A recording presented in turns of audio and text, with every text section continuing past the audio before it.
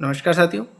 UGC द्वारा 5 जून 2025 को 2 शैक्षणिक डिग्री एक साथ मान्य होंगी को लेकर एक आदेश जारी किया गया है।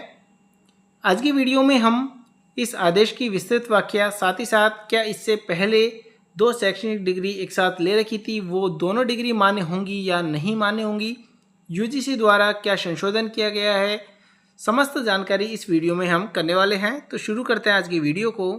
5 जून 2025 का जो आदेश है वह कुछ इस प्रकार से है। इसके अनुसार the exacting provision in point number 5 of the guidelines, यानी कि जो हमारा पहले की पॉइंट नंबर 5 था उसमें यहाँ पर संशोधन किया गया है।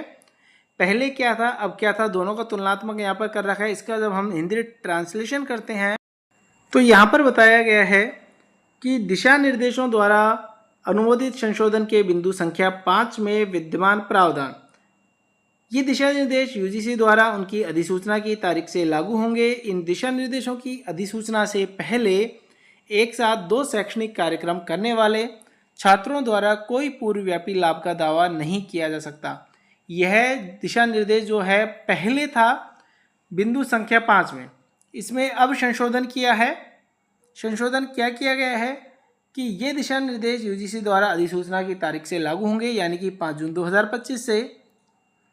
साथ ही साथ बशर्त कि इन दिशा निर्देशों के जारी होने से पहले यूजीसी प्रथम डिग्री और मास्टर डिग्री विनियम संबंधित विश्वविद्यालयों के नियमों आदेशों के अनुसार और यूजीसी की वैधानिक व्यावसायिक परिषदों और दूरस्थ शिक्षा परिषद, दूरस्थ शिक्षा ब्यूरो द्वारा निर्धारित मानदंडों का पालन करते हुए जहां भी लागू हो एक साथ किए गए 2 शैक्षणिक कार्यक्रमों को वैध माना जाएगा।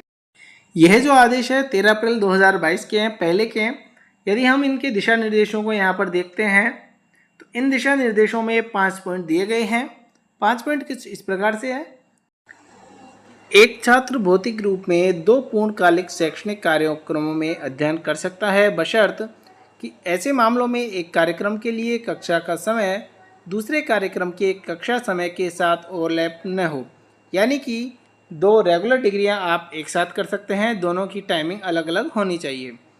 एक छात्र 2 शैक्षणिक कार्यक्रमों में भाग ले सकता है, एक पूर्णकालिक भौतिक मोड में और दूसरा मुक्त एवं दूरस्थ शिक्षा या ऑनलाइन मोड में, या फिर दोनों एक साथ 2 ओडीएल ऑनलाइन कार्यक्रमों में भाग ले सकता है।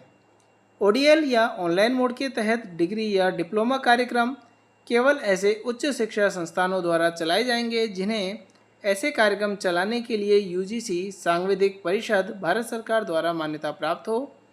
इन दिशा निर्देशों के अंतर्गत डिग्री या डिप्लोमा कार्यक्रम यूजीसी द्वारा अधिसूचित नियम और जहां भी लागू हों संबंधित वैधानिक या व्यावसायिक परिषदों द्वारा शासित होंगे।